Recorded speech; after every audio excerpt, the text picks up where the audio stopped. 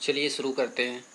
ये सी प्रोग्रामिंग से रिलेटेड ये मेरा पहला लेक्चर है, जिसमें आज हम बात करेंगे कि प्रोग्रामिंग लैंग्वेज होता क्या है, प्रोग्रामिंग लैंग्वेज कितने टाइप के होते हैं और किसी भी प्रोग्राम को डेवलप करने के कौन कौन से स्टेप होते हैं, इन सब के बारे में चर्चा करेंगे। तो सबसे पहले बात करते हैं कि लैंग्वेज का यूज हम क्यों करते हैं, लैंग्वेज की यूज क्या है। तो लैंग्वेज किस लिए यूज करते हैं? लैंग्वेज का यूज दो व्यक्ति के बीच में कम्युनिकेशन करने के लिए होता, मतलब एक दूसरे की अंडरस्टैंडिंग करने के लिए हम लैंग्वेज का यूज करते हैं। अगर लैंग्वेज ना हो तो हम एक दूसरे के बीच इंटरेक्शन नहीं कर पाएंगे।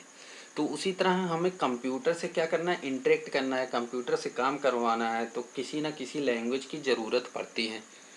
तो जो लैंग्वेज कंप्यूटर में यूज होता है उसे क्या बोलते हैं? Programming language. तो सबसे पहले देखते हैं कि प्रोग्रामिंग लैंग्वेज होता क्या है।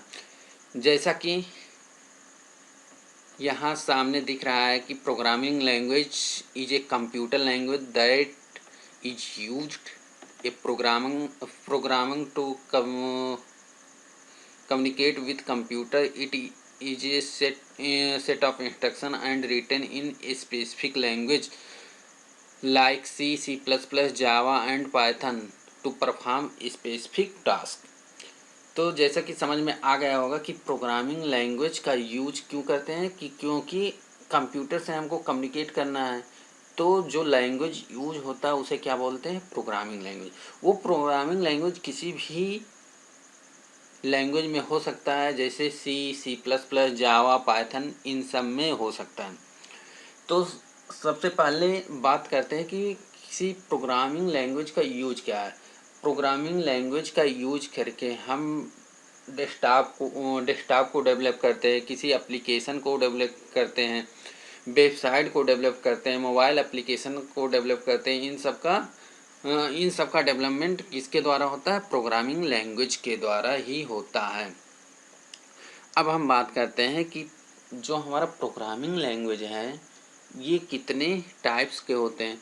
तो जो मेनली प्रोग्रामिंग लैंग्वेज है वो दो तरीके के होते हैं। सबसे पहला क्या है कि जो हमारा प्रोग्रामिंग लैंग्वेज है वो दो तरीके के होते हैं। सबसे पहला है लो लेवल लैंग्वेज और दूसरा है हाई लेवल लैंग्वेज। तो लो लेवल लैंग्वेज का मतलब कि जो सबसे पहला विकास हुआ था प्रोग्रामिंग लैंग्वेज का, सबसे पहले लो लेवल लैंग्वेज को डेवलप किया गया था। लो लेवल लैंग्वेज 0 और 1 के फॉर्मेट में होते हैं। जैसा कि हम जानते हैं कि जो हमारा कंप्यूटर है वो क्या 0 और 1 को ही समझता है। तो सबसे पहले जो लैंग्वेज डेवलप किया गया वो 0 1 से ही डेवलप किया गया, जिसको हम क्या बोलते हैं? मशीन लैंग्वेज बोलते हैं। तो लो लेवल लैंग्वेज को हम दो कैटेगराइज में डिवाइड करते हैं। एक है मशीन लैंग्वेज, पहला है मशीन लैंग्वेज और दूसरा है असेंबली लैंग्वेज। तो अब देखते हैं मशीन लैंग्वेज में क्या होता है। मशीन लैंग्वेज एक तरह का लो लेवल लैंग्वेज ही है। मशीन लैंग्वेज एक तरह का लो लेवल लैंग्वेज है जिसको डिजाइन किया गया था 0 और 1 में, क्योंकि जो कंप्यूटर है वो कौन सा भाषा समझता है? 0 और 1 ही समझता है। तो इसी बेस पे हम मतलब साइंटिस्ट ने क्या मशीन लैंग्वेज को डिजाइन किया, मशीन लैंग्वेज को डेवलप किया। क्या करने के लिए कि प्रोग्राम कम्युनिकेट कर पाए हम कंप्यूटर से। इसके बाद एडवांस में क्या हुआ कि असेंबली लैंग्वेज डेवलप किया गया। असेंबली लैंग्वेज एक तरह का लो लेवल लैंग्वेज ही, बस इतना डिफरेंस है कि असेंबली लैंग्वेज में कुछ स्पेशल सिंबल भी यूज होता था, जिससे कि जो डेवलपर है, जो लैंग्वेज को डिजाइन कर रहा है, जो लैंग्वेज बना रहा, उसको आसानी होती थी पढ़ने में। जबकि 0 और 1 में लिखा हुआ समझ नहीं आता था जो डेवलपर था, लेकिन कंप्यूटर उसे आसानी से समझता था। और असेंबली लैंग्वेज में कुछ सिंबल यूज कर दिया गया है जिससे कि वो डेवलपर आसानी से समझता था। तो दोनों में अगर डेवलपर आसानी से समझता है तो इसका मतलब है कि कंप्यूटर उस लैंग्वेज को नहीं समझ पा रहा होगा, तो उसको समझने के लिए किसी ना किसी इंटरप्रेटर की लैंग्वेज में ट्रांसलेटर यूज होता है। उसको क्या बोलते हैं? कंपाइलर बोलते हैं। कंपाइलर का काम क्या है कि जो हमारा स्पेसिफिक लैंग्वेज है, जो सी लैंग्वेज है, उसको किस में कन्वर्ट करता है? मशीन लैंग्वेज में। तो हम आगे बात करेंगे कंपाइलर और इंटरप्रेटर का। अभी सिर्फ इतना बात कर रहे हैं कि जो हमारा डेवलप किया गया, तो जो हमारा कंप्यूटर था सिर्फ वो मशीन लैंग्वेज ही समझता था, मतलब 0 और 1 को। तो इसको इंटरप्रेट करने के लिए, इसको ट्रांसलेट करने के लिए हमें क्या, किसी न किसी ट्रांसलेटर की ज़रूरत थी। तो जो असेंबली लैंग्वेज में ट्रांसलेटर यूज होता है उसको क्या बोलते हैं? असेंबलर बोलते हैं। असेंबलर का काम क्या है कि असेंबली लैंग्वेज को मशीन लैंग्वेज में कन्वर्ट करना। तो जब असेंबली लैंग्वेज आया तो क्या हुआ कि डेवलपर आसानी से समझ सकता था उस लैंग्वेज को as compare to machine language. लेकिन मशीन लैंग्वेज को सिर्फ 0101 में लिखा हुआ, मान लो हमें कैट लिखा है, तो कैट को 0101 में लिखना और समझना बहुत डिफ़िकल्ट था एक डेवलपर के लिए, जबकि कंप्यूटर वही भाषा आसानी से समझ सकता था, फास्ट समझ सकता था। तो उसके रिस्पेक्ट में असेंबली लैंग्वेज को डेवलप किया है। असेंबली लैंग्वेज में 01 के साथ साथ स्पेशल सिंबल का यूज होता था, लेकिन स्पेशल सिंबल तो कंप्यूटर समझ नहीं सकता था, इसीलिए उसको एक ट्रांसलेटर की ज़रूरत पड़ी, जिसको क्या बोलते थे? असेंबलर बोलते थे। और असेंबलर का काम क्या था कि असेंबली लैंग्वेज को मशीन लैंग्वेज में कन्वर्ट करता था। तो इससे क्या हुआ कि जो टाइम का एग्जीक्यूशन था प्रोग्राम का, वो क्या हुआ? लेस हो गया। क्योंकि कोई भी टाइपिंग करते हैं, हम कोई भी प्रोग्राम करते हैं तो सबसे पहले उसकी टाइपिंग करना पड़ता था। तो टाइपिंग करते समय अगर अंडरस्टैंडेबल है तो हम आसानी से टाइप कर सकते हैं, इससे टाइम की बचत होती थी। अब दूसरा टाइप क्या है प्रोग्रामिंग लैंग्वेज का? हाई लेवल लैंग्वेज है। हाई लेवल लैंग्वेज जो है, वो जो डेवलपर है वो ज़्यादा अच्छे तरीके से समझ सकता था, अंडरस्टैंडिंग कर सकता था। लेकिन क्या हुआ कि हाई लेवल लैंग्वेज को जो कंप्यूटर था वो क्या हुआ कि वो आसानी से समझ नहीं सकता था, क्योंकि वो 01 को समझ सकता था। तो हाई लेवल लैंग्वेज में समझने के लिए किसी न किसी ट्रांसलेटर की ज़रूरत थी, जो अलग अलग लैंग्वेज में अलग अलग ट्रांसलेटर होते हैं। जैसे कि सी में कंपाइलर का यूज होता है, पीएचपी में ट्रांसलेटर का यूज होता है। इसी तरह से अलग अलग लैंग्वेज में अलग अलग ट्रांसलेटर का यूज होता था। तो क्या हुआ, हाई लेवल लैंग्वेज आने से क्या हुआ, हाई लेवल लैंग्वेज आने से क्या हुआ कि जो टाइम एग्जीक्यूशन था वो क्या हुआ, मतलब किसी प्रोग्राम को लिखने में टाइम कम लगता था, अंडरस्टैंडिंग ज़्यादा होती थी डेवलपर को। तो इससे टाइम काफ़ी बचत हो गया। कुछ हाई लेवल लैंग्वेज के एग्जांपल है, जैसे Python, Java, JavaScript, PHP, C plus plus, objective C, Perl, Pascal, लिप्स, फॉर्टेन। इस तरह से कुछ हाई लेवल लैंग्वेज हैं जो अभी मतलब इस समय प्रेजेंट टाइम में चल रहा है, वो हाई लेवल लैंग्वेज ही चल रहा है। जो मशीन लेवल लैंग्वेज ये अर्ली स्टेज पे था, उसके बाद असेंबली लैंग्वेज आया था, उसके बाद हाई लेवल लैंग्वेज आया। अब कहीं कहीं किताब में क्या हुआ कि हाई लेवल लैंग्वेज को फर्दर 2 पार्ट में डिवाइड किया गया है। एक है प्रोसीजरल ओरिएंटेड प्रोग्रामिंग लैंग्वेज और दूसरा है object oriented programming language. Procedural language में क्या होता कि प्रोसीजर कॉल करते हैं स्टेप बाय स्टेप। जो हमारा पूरा प्रोग्राम होता था उन्हें छोटे छोटे प्रोसीजर में तोड़ के रूटीन, जिसको सब रूटीन या फंक्शन बोलते हैं, उनमें तोड़ के हम प्रोग्रामिंग करते हैं। और जो ऑब्जेक्ट ओरिएंटेड प्रोग्रामिंग लैंग्वेज है, इसमें क्या होता था, जो हमारा पूरा प्रोग्राम है उसको करने के लिए हम क्या करते थे, तो स्मॉल पार्ट में डिवाइड इसमें भी करते हैं, लेकिन इसको स्मॉल पार्ट को ऑब्जेक्ट कहते थे। इसमें क्लास और ऑब्जेक्ट होता था, और इसके जो चार इम्पॉर्टेंट मेथड हैं, जो इनहेरिटेंस, पॉलीमॉर्फिज्म और एब्स्ट्रैक्शन, ये सब यूज होता है। तो इससे क्या होगा कि अगर हम कोई प्रोग्राम राइट करते हैं, कोई प्रोग्राम लिखते हैं, तो इनहेरिटेंस का मतलब, अगर सेम प्रोग्राम का कॉन्सेप्ट है तो उस पोर्शन को इनहेरिट कर लेते थे, मतलब डायरेक्ट हम अपने प्रोग्राम में कॉल कर लेते थे। सेम यही है प्रोसीजरल लैंग्वेज में, लेकिन हम क्या है कि फंक्शन के रूप में यूज करते हैं। हमें उम्मीद है कि समझ में आ गया होगा। अब हम कहीं कहीं देखते हैं जो ऑब्जेक्ट ओरिएंटेड का एग्जाम्पल है वो क्या है कि C++, जावा, पाइथन, C#, ये सब क्या है कि ये object oriented based high level programming language है। और जो procedural based high level language programming है वो C है, फॉर्टन है, बेसिक है, पास्कल है, इत्यादि। तो अब हम कहीं कहीं बुक में क्या देखते हैं कि सी लैंग्वेज को क्या बोलते हैं, मिडिल लेवल प्रोग्रामिंग लैंग्वेज भी बोलते हैं। इसका क्या कारण है? जो सी लैंग्वेज हमारा है वो क्या है कि कहीं कहीं हम मिडिल लैंग्वेज भी बोलते हैं, क्योंकि इसकी जो प्रॉपर्टीज है वो क्या है, लो लेवल लैंग्वेज और हाई लेवल लैंग्वेज दोनों से मेल खाती है।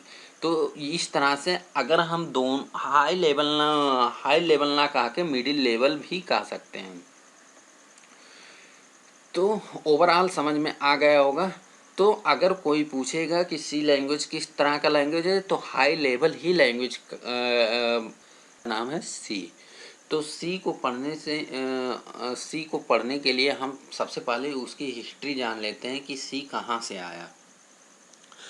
सबसे पहले 1960 ईस्वी में क्या सबसे पहला जो प्रोग्रामिंग लैंग्वेज था जो इंटरनेशनल ग्रुप द्वारा दिया गया था वो एल्गोल था। एल्गोल के बाद एक मार्टिन रिचर्ड करके उसमें कुछ मॉडिफाइड करके उन्हीं ग्रुप से थे, जिसका नाम वो रख दिए BCPL। उसके बाद किम थॉमसन ने 1970 में उसी को थोड़ा सा मॉडिफाइड करके बी नाम रख दिया। अब बी लैंग्वेज के बाद बी लैंग्वेज क्या था कि एक तरह का ये यूनिक्स पे इंटीग्रेटेड लैंग्वेज था। बी लैंग्वेज आने के बाद डेनिस रिची जी ने बेल लेबोरेटरी में 1972 में उसी को मॉडिफाइड किया। क्या इसमें मॉडिफाइड किया कि कुछ डेटा टाइप डाल दिए, कुछ कीवर्ड डाल दिए अलग से, कुछ रिजर्व की डाल दिए। इन सब को डालने के बाद एक मॉडिफाइड वर्जन जो प्राप्त हुआ उसको क्या बोल दिए कि ये सी लैंग्वेज है। सी लैंग्वेज में आगे 1983 में जो अमेरिकन नेशनल स्टैंडर्ड इंस्टीट्यूट है उसके द्वारा क्या हुआ कि ये उस कंपनी के द्वारा जो टेक्निकल कमेटी है उसको एक स्टैंडर्ड सी की तरह दिया गया। और बाद में 1990 ईस्वी में इसको एक ISO सर्टिफाइड भी प्राप्त हो गया, जिसको क्या बोलते हैं कि C89 बोलते हैं। देखिए यहाँ 99 में ISO ने इसको सर्टिफाइड किया है, लेकिन इसको क्या बोलते हैं, C89 के नाम से जाना जाता है। अगले स्लाइड में पूरा यही थ्योरी लिखा गया है जो अभी हम आपको समझा रहे थे, तो शायद नोट कर लिए होंगे आप लोग। अब बात पहले हम सी लैंग्वेज का कुछ एडवांटेज देख लेते हैं। सी लैंग्वेज क्यों पढ़ना ज़रूरी है, क्यों पढ़ने लायक है, इन सब के बारे में देख लेते हैं। सबसे पहला पॉइंट है कि सी लैंग्वेज आसान है सीखने के लिए, क्योंकि जैसे हम कोई भाषा सीखते हैं, कोई लैंग्वेज सीखते हैं, अगर छोटे बच्चे होते हैं तो सबसे पहले उन्हें क्या सिखाया जाता है, ABCD, छोटा बड़ा, इस तरीके से सिखाया जाता है, क्योंकि वो उन्हें सीखने में आसानी होती है, क्योंकि वो अर्ली स्टेज होता है। तो उसी तरह से अगर हमें प्रोग्रामिंग लैंग्वेज के बारे में सीखना है तो सबसे बेसिक जो लैंग्वेज है उसी को हम लोग सीखते हैं। तो सबसे बेसिक इस समय हाई लेवल लैंग्वेज में क्या है, सी लैंग्वेज है, क्योंकि इसमें ज़्यादा रिजर्व कीवर्ड नहीं है। 32 रिजर्व्ड कीवर्ड हैं जिसको हम आसानी से लर्न कर सकते हैं। इसकी लाइब्रेरी भी ज़्यादा है जो अधिकतर यूज होती हैं, तो कुछ लाइब्रेरी भी हम सीख सकते हैं। इसमें ढेर सारे लाइब्रेरी बनी हुई हैं, जैसे Studio.h, Conio.h, Math.h, ये सब लाइब्रेरी है। आगे हम आप लोग बताएंगे। फिर क्या है कि ये जो सी लेवल लैंग्वेज है ये हाई लेवल लैंग्वेज है, और हाई लेवल लैंग्वेज के साथ साथ नेटिव लैंग्वेज है। तो ये क्या है, फास्ट है, पोर्टेबल है।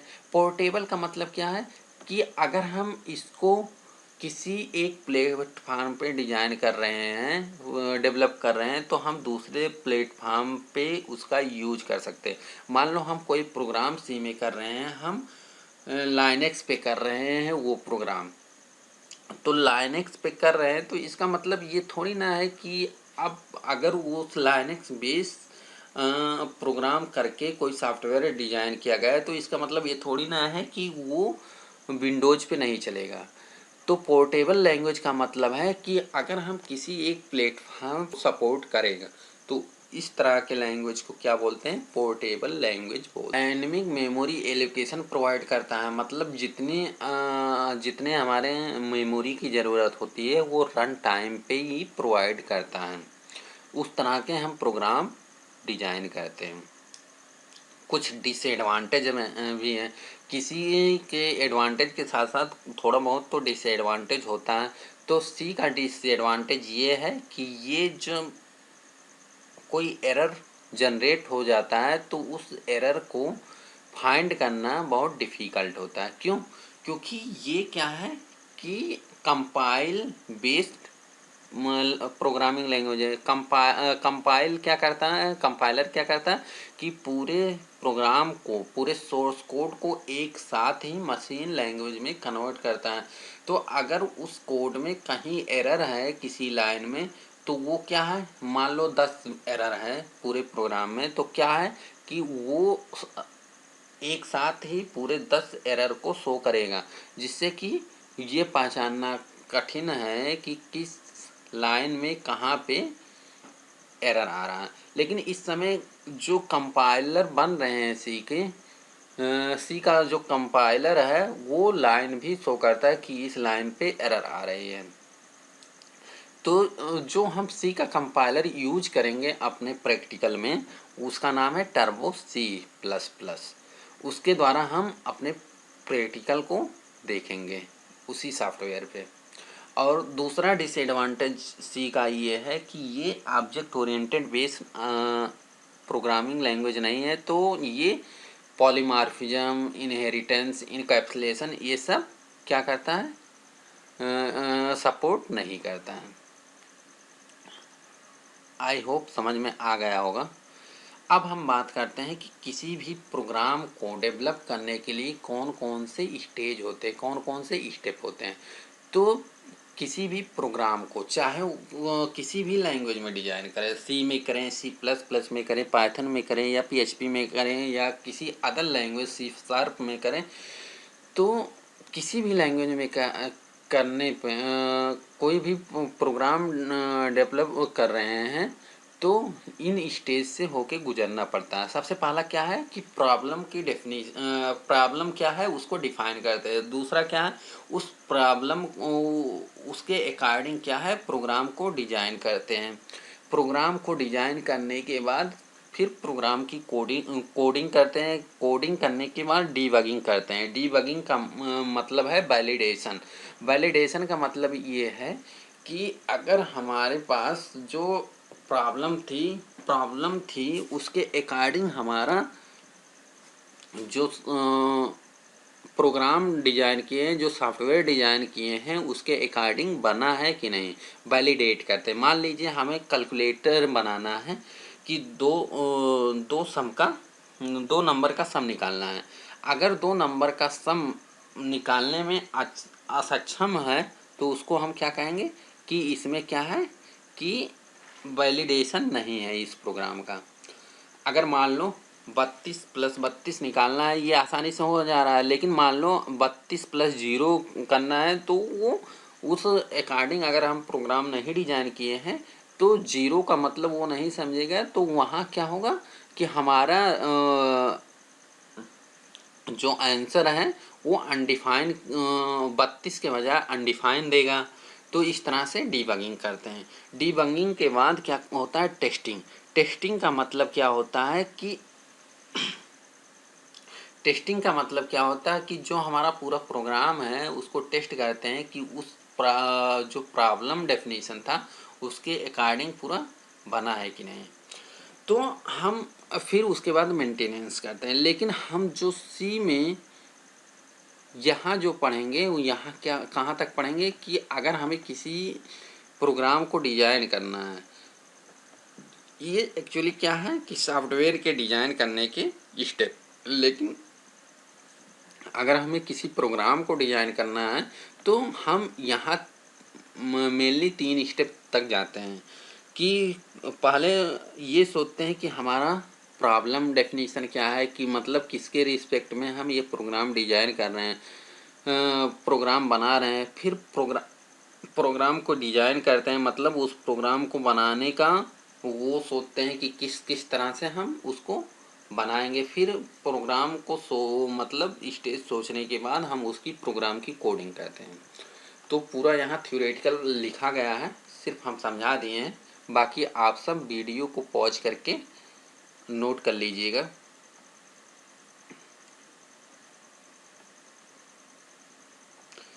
अच्छा, अब आता है प्रोग्राम डिजाइन का। प्रोग्राम डिजाइन को जो मतलब प्रॉब्लम डेफिनेशन अगर मेरे पास आ गए तो अब उसके अकॉर्डिंग हमें प्रोग्राम को डिजाइन करना है। जो एक सॉफ्टवेयर डेवलपर है उसके प्रोग्राम को डिजाइन करने के लिए कौन कौन सा टूल यूज करता है, एल्गोरिदम और फ्लो चार्ट, जो अगले हम लेक्चर में पढ़ेंगे एल्गोरिदम और फ्लो चार्ट के बारे में। तो फ्लो चार्ट और एल्गोरिदम क्या है कि प्रोग्राम को डिजाइन करने की टूल हैं, तरीके हैं।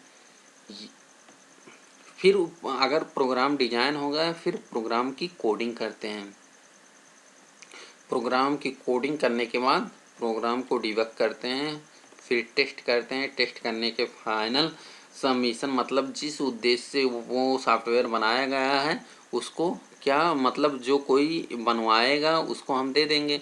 देने के बाद क्या होता है कि उसके लिए मेंटेनेंस भी करना पड़ता है। क्यों? क्योंकि कभी कभी क्या होता है कि वो काम नहीं करता है, तो उसके अकॉर्डिंग हम उसमें कुछ अपडेट भी करने की ज़रूरत पड़ती है। तो ये पूरा डिटेल है। तो आज हम लोग क्या सीखे हैं कि प्रोग्रामिंग लैंग्वेज होता क्या है, फिर प्रोग्रामिंग लैंग्वेज कितने टाइप के होते हैं, और किसी भी प्रोग्राम को डेवलप करने के लिए कौन। तो अब आप लोगों को कमेंट में ये बताना है कि सी प्रोग्राम कौन डेवलप किया था और किस ईयर में डेवलप हुआ था। आप लोग इस क्वेश्चन का आंसर कमेंट बॉक्स में #QTV करके कमेंट करिए, जिससे कि पता चले कि आप लोग ये लेक्चर मतलब कितने रुचिकर रूप से देख रहे हैं। वीडियो देखने के लिए थैंक यू।